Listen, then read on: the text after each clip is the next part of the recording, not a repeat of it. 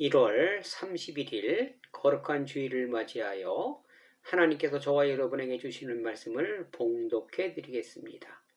이 말씀이 봉독될 때 나에게 주시는 말씀이라 받으시기를 주님의 이름으로 축원합니다. 시편 126편 1절에서 6절의 말씀입니다. 여호와께서 시온의 포로를 돌려보내실 때 우리는 꿈꾸는 것 같았도다. 그때 우리 입에는 웃음이 가득하고 우리 혀에는 찬양이 찼었도다. 그때 문나라 가운데에서 말하기를 여호와께서 그들을 위하여 큰 일을 행하셨다 하였도다. 여호와께서 우리를 위하여 큰 일을 행하셨으니 우리는 기쁘도다. 여호와여 우리의 포로를 남방 시내들 같이 돌려보내소서. 눈물을 흘리며 씨를 뿌리는 자는 기쁨으로 거두리로다. 울며 씨를 뿌리러 나가는 자는 반드시 기쁨으로 그 곡식단을 가지고 돌아오리로다. 아멘. 사랑하는 성도 여러분, 지난 한 주간 어떻게 보내셨습니까? 긍정적이며 사랑의 언어를 사용해 보셨습니까? 어떤 일이 일어나셨습니까? 저는 지난주 말씀에 순종해서 사랑의 언어를 사용했더니 참 행복한 한 주였습니다. 소통이 잘 되니 함께하는 시간이 많아졌습니다. 앞으로도 사랑의 언어, 사랑의 표현으로 행복한 삶이 되도록 노력하겠습니다. 여러분들도 계속해서 지속적으로 사랑의 언어 사용하신다면 지금보다 훨씬 좋은 나날을 보낼 수 있을 것입니다. 도전해 보시기 바랍니다. 오늘 본문은 여러분들이 너무나 잘 알고 있는 내용이기도 합니다. 포로된 삶에서 하나님의 은혜와 기적으로 해방되는, 돌아오는 기쁨을 표현한 노래이기도 합니다. 누구나 바라고 원하는 행복일 것입니다. 이 본문은 기쁨을 먼저 얘기하고 나중에 그 원인에 대하여 말하고 있습니다. 즉 결론을 먼저 얘기를 합니다. 귀납적 방법을 선택한 것입니다. 꿈을 꾸는 것 같았다고 합니다. 기적이 일어났다고 합니다. 큰 일을 행하셨다고 합니다. 기쁨이 찾아왔다고 합니다. 우리 입에는 찬양이 넘쳤다고 합니다. 이렇게 결론을 먼저 얘기를 하고 있습니다. 그리고 그 기쁨의 원인이 눈물을 흘렸기에 가능했다고 말씀하고 있습니다. 저는 오늘 본문에서 저와 여러분이 행복하고 기쁘고 꿈꾸는 삶을 살기 위한 조건이 두 번의 눈물 흘림에 있다고 해석해 보았습니다. 첫 번째 눈물은 5절에 눈물을 흘리며 씨를 뿌리는 자는 기쁨으로 거두리로다 입니다. 본문에서 이스라엘 백성들이 포로로 잡혀간 이유는 하나님을 버렸기 때문입니다. 즉 하지 않아야 될 죄를 범하였기에 하나님을 버리고 우상을 섬긴 결과라는 것을 그들은 잘 알고 있습니다. 하나님께서는 그런 백성들에게 수없이 많은 선지자를 보내고 또 경고도 하셨습니다. 때로는 채찍으로 꾸짖으셨습니다. 그러나 그들은 여전히 돌아오지 않았고 자신의 방법으로 진행한 결과입니다.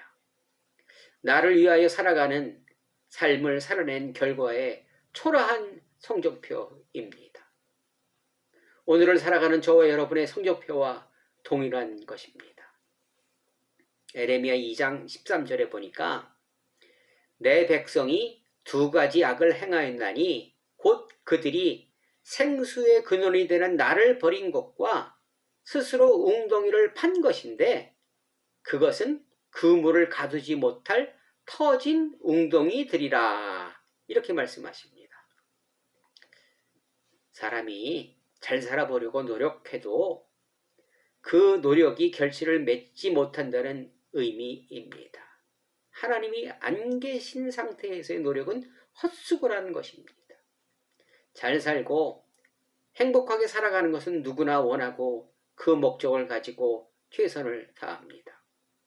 저도 여러분들도 그리고 주님을 알지 못하는 사람들도 행복을 위하여 살아가고 있습니다. 많은 열정은 있으나 그 열정의 방향이 잘못된다면 그 열정은 허사입니다. 오히려 불행해지는 결과를 만들어낸다는 것을 정확히 말씀해주고 있습니다. 사람들은 많이 가지고 있으면 다다익선이면 좋을 것이라 생각하고 그 소유를 위하여 달려갑니다.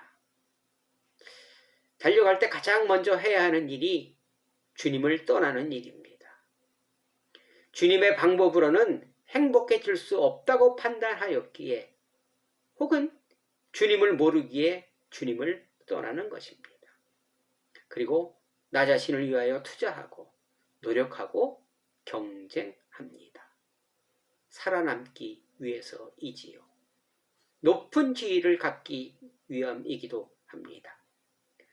그 결과는 생수의 근원을 버리고 스스로 웅덩이를 판 것인데 그 웅덩이는 물을 가두지 못하는 새 나가는 웅덩이이기에 파면 팔수록 힘은 드는데 결과물을 얻지 못하는 것입니다. 이스라엘 백성들이 하나님을 버리고 우상을 섬기며 잘 살아보려고 풍요로운 삶을 얻고자 하였으나 결과는 패망이요 포로가 되어서 고향을 떠나 타국으로 강제 이주되었고 그곳에서 자유가 없어서 가족들과 한 상에 둘러앉아 밥 먹을 수도 없었기에 그들은 온 가족이 한 상에 둘러앉아 밥 먹는 것을 가장 큰 행복이라고 말하기도 했던 것입니다.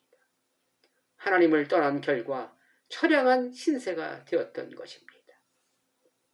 여러분, 나 자신을 위해서 일한다면 행복하고 부자되고 평안해야 하는데 그럴 줄 알았는데 상상도 할 수 없는 고난의 삶으로 변했던 것입니다. 이스라엘 백성들은 그때야 자신들의 잘못을 알고 울며 회개하였던 것입니다. 하나님을 떠난 것을 후회하였고 자신들의 가오를 알고 울기 시작하였던 것입니다. 아버지를 떠난 둘째 아들이 타국에서 돼지가 먹는 쥐염 열매로 배를 채우고자 하나 그것조차 없어서 굶어 죽게 된 것이나 일반입니다. 가뭄과 병 그리고 예기치 않은 사고, 역경 등으로 황폐하여졌던 것입니다. 지금 교회의 현실은 어떻습니까? 소금이 맛을 잃은 지는 오래되었고 세상의 조롱거리가 되었고 급기야 혐오시설로 전락하고 말았습니다. 범죄 집단 취급받고 있는 실정이 된 것입니다. 그 이유가 무엇입니까?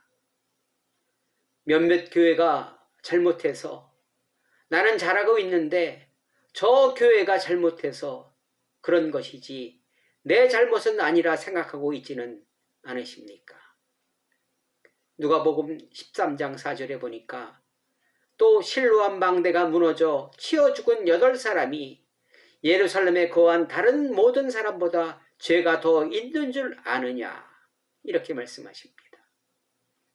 다른 교회의 잘못이 아니라 우리 모두의 잘못이라고 말씀하고 있는 것입니다. 사회적 지탄을 받고 있는 몇몇 교회나 그렇지 못한 교회나 추구하는 것은 같았습니다. 큰 교회, 영향력 있는 위치, 많은 성도, 큰 재정, 상속 등을 추구하였습니다. 하나님의 이름을 앞세워서 말입니다. 제가 존경하는 목사님이 지난주 설교에서 대면 예배를 고집하는 교회들에게 정부의 정책에 비협조하는 목사님들에게 멋진 한 방을 날리셨더라고요. 신의 성품에 참여하자라는 제목의 말씀에서 이웃을 먼저 생각하는 것이 교회의 본질이라며, 이웃이 불안해하고 있는데 나 자신을 생각하는 고집하는 교회들에게 돌아오라고 말씀하셨습니다. 참 고마운, 또 도전받는 말씀이었습니다. 이제는 우리가 눈물을 흘려야 할 때입니다. 회개의 눈물, 하나님을 버리고 나를 위한 웅덩이를 판 것에 대한 참회의 눈물을 흘려야 할 것입니다. 누가 먼저라 할 것 없습니다. 하나님을 사랑하는 분이라면, 이웃을 생각하는 교회라면 동참하셔야 합니다. 그리고 그 일에 선봉장들이 되셔야 할 것입니다. 한국교회에서 부흥이라는 단어를 참 많이 사용합니다. 입만 열면 부흥 하였습니다. 우리는 부흥이라는 단어를 성장으로 오해하고 있었습니다. 성도가 늘어나는 것과 교회의 건물이 커지는 것과 재정 등이 성장하여 타자의 부러움을 사는 것이, 나를 나타내는 것이 부흥이라고 생각하였으나, 부흥의 원래 의미는 리바이벌입니다. 즉 회복하는 것입니다. 원래의 모습으로 돌아가는 것을 부흥이라고 합니다. 이제는 정말로 원래의 뜻대로 부흥되어야 합니다. 생명의 근원인 하나님께로 돌아가야 합니다.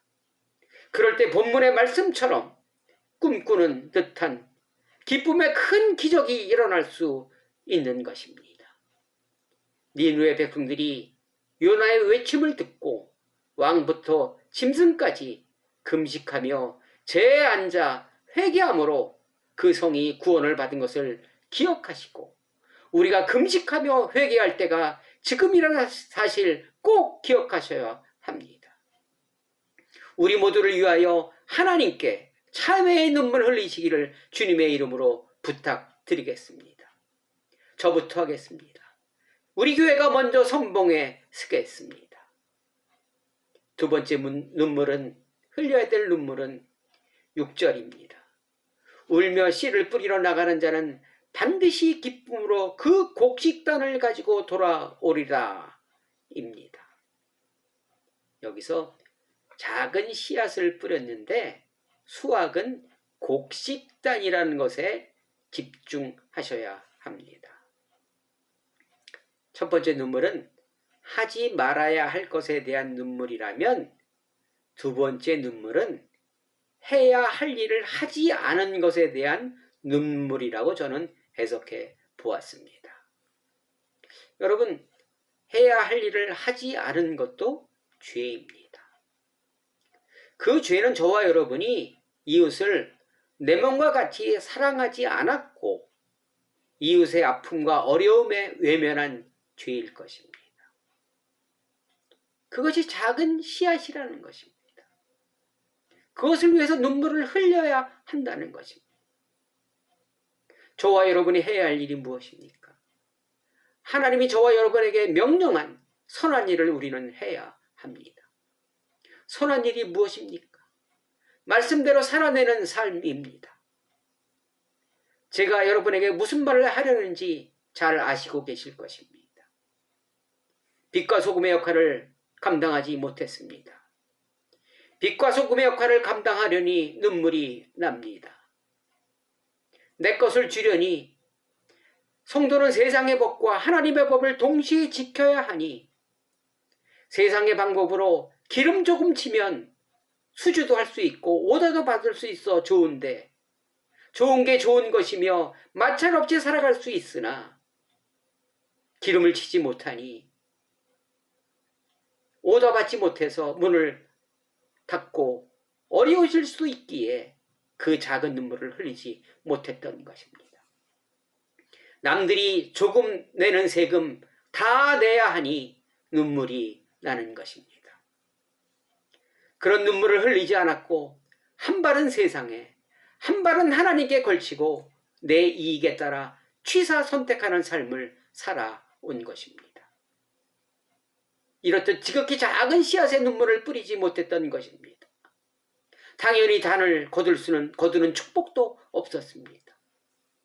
마태복음에 한 달란트를 맡은 자는 하나님께 책망받은 이유가 해야 할 일을 하지 않았기 때문입니다. 실패할 것 같아, 책망받을 것 같아, 자기가 가지고 있는 것에 지금의 형편에 만족하였기에 형제가 이웃이 눈에 마음에 들어오지 않았기에 그리고 귀찮고 힘들어서 내 것을 주려니 아까워서 못한 것입니다. 작은 눈물 흘리지 못했던 것입니다. 이런 행위도 하나님 보시기에 악한 죄입니다. 이 두 가지 죄의 공통점이 있습니다. 그것은 우선순위의 변동입니다. 잠언 24장 12절 내가 말하기를 나는 그것을 알지 못하였노라 할지라도 마음을 저울질하시는 이가 어찌 통찰하지 못하겠으시며 내 영혼을 지키시는 이가 어찌 알지 못하시겠느냐. 그가 각각 사람의 행위대로 보응하시리라. 이렇게 말씀하십니다. 세상의 사람들은 세상의 방법과 세상의 목적을 가지고 살아갑니다. 그러기에 그들은 그들의 몫으로 결과로 왼쪽의 형벌을 받는 것이 당연한 것입니다. 그러나 저와 여러분은 주님을 부르며 주님을 아버지라 특별히 구별된 성도라는 명칭으로 살아가기에 무슨 일을 해야 할지, 어떠한 방법으로 할 것인지, 어떠한 목적으로 행해야 할지 충분히 알고 계십니다. 그러나 막상 하나님의 방법으로 하기에 손해가 고난이 뒤따르기 못하고 이 핑계 저 핑계대고 있다고 말씀하시는 것입니다. 내일부터 해, 내일부터. 다음부터 적용해, 다음부터. 이런 스스로의 위안으로 살아온 결과가 오늘날의 혐오시설로의 전략이었습니다. 학계 1장 4절에 보니까 이 성전이 황폐되었거늘 너희가 이때 편박한 집에 거주하는 것이 옳으냐 이렇게 말씀하십니다. 오늘 우리의 현실은 성전이 황폐되었습니다. 그 누구도 부인하지 못할 것입니다. 우리가 두 가지 눈물을 흘리지 않았기에 성전은 무너졌는데 하나님의 마음은 아파서 괴로워하고 계시는데 내가 안 그랬어. 난 아니야. 저 사람이 그랬어.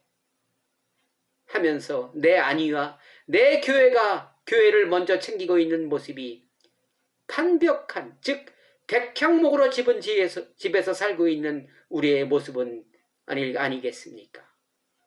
여전히 자신들의 주장이 맞다고 교회를 상점이나 영업장 취급하지 말라고 백두드리고 있는 것이 지금의 현실은 아닌지 생각해 보아야 할 것입니다. 사랑하는 성도 여러분, 성경에 만군의 여호와라는 단어가 약 250회 기록되어 있습니다. 만군의 여호와의 의미는 무의미, 고통, 무기력, 절망과 싸우시는, 나 대신 싸우시는 신다는 하나님의 의미도 있습니다. 우리의 현실은 암울하며 무기력에 빠져 있습니다. 어찌 해야 할 바를 모르고 있습니다. 그런 저와 여러분에게 만군의 여호와께서 다시 일어서라고 힘내라고 응원하시며 능력 주시며 우리의 무릎과 발목을 일으켜 세우고 계십니다. 두 가지 죄로 인하여 땅이 황폐하게 되었고 눈물이 마르기에 이웃에게 절망을 주었지만 우리에게 아직도 희망이 있습니다. 만군의 여호와 하나님이 저와 여러분을 도와주고 있기 때문입니다. 인간의 마음을 움직이는 동기는 삶의 의미입니다. 교회는 이웃에게 삶의 의미를 심어 주어야 한다고 말씀하시면서 회복하라고, 눈물 흘리라고, 그러므로 기쁨의 단을 거두라고 말씀하고 계십니다. 절망에 빠진 이스라엘 백성의 기적이, 기쁨이, 큰 이적이 이제는 너희가 주인공이 되라고, 너희의 새 간증이 되라고 말씀하고 있는 것입니다. 호세아서 2장 21절, 여호와께서 이르시되 그날에 내가 응답하리라. 나는 하늘에 응답하겠고 하늘은 땅에 응답하고 땅은 곡식과 포도주와 기름에 응답하고 또 이것들은 이스라엘에 응답하리라. 이렇게 약속하셨습니다. 죄의 문제가 풀리면 땅의 문제도 풀립니다. 죄의 문제가 풀리면 하늘의 문제도 풀리는 법입니다. 죄의 해결은 눈물입니다. 시편 51편 17절, 하나님이 받으시는 것은 상한 심령이라고 말씀하셨습니다.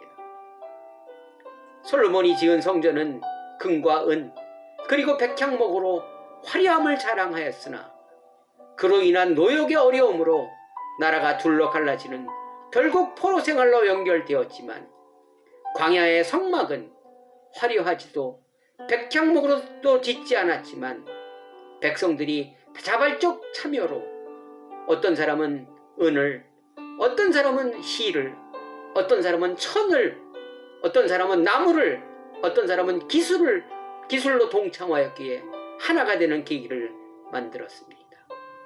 똑같은 성전이지만 결과는 달랐던 것입니다. 성전은 자재의 화려함이 아닙니다. 자재로 하나님의 마음을 살 수 없습니다. 시작하려는 마음, 주님의 마음을 닦아주려는 마음을 그분이 먼저 받으실 것입니다. 로마서 5장 19절, 한 사람이 순종하지 아니함으로 많은 사람이 죄인 된 것 같이 한 사람이 순종하심으로 많은 사람이 의인이 되리라. 아멘.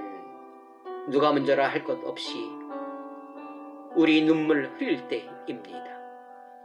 눈물 흘리는 한 사람이 되므로 기적의, 환희의 새 노래를 부를 수 있을 것입니다. 사랑하는 성도 여러분, 여러분은 어떤 눈물을 흘려야 한다고 생각하십니까? 해서는 안 될 것으로 인한 회개의 눈물이십니까? 해야 할 일을 할 때 행복한 눈물이십니까? 두 가지 눈물의 공통점은 다시 말씀드리지만 우선순위가 되었을 때, 주님이 먼저일 때 흘릴 수 있는 것과 눈물의 결과는 우리 모두의 행복이며 기쁨이며 주님께 영광 드리는 일일 것입니다. 누가 먼저의 문제가 아니라 자발적 참여의 마음일 것입니다. 크고 적음의 화려함의 문제가 아닌 상한 심령의 문제일 것입니다. 이제 교회가 혐오시설로 전락하고 말았습니다. 이 세상이 이제 교회를 대놓고 무시하고 있습니다. 우리 모두 눈물 흘리심으로 하나님이 일하실 수 있는 계기를, 발판을 만들어 드리고 하나님이 일하심으로 만군의 여호와가 동참하심으로 말미암아 기적과 환희를 목도하는 삶이 되었으면 좋겠습니다. 두 가지 눈물 기억하실 때 성령의 열매 중 절제의 열매, 즉 내 욕망을 절제하는 성도의 삶을 살아낼 수 있을 것입니다. 그 눈물의 선봉장들이 되시기를 주님의 이름으로 간절히 축원드립니다. 기도하시겠습니다. 사랑의 하나님, 감사합니다. 눈물은 모든 일의 만사 형통입니다.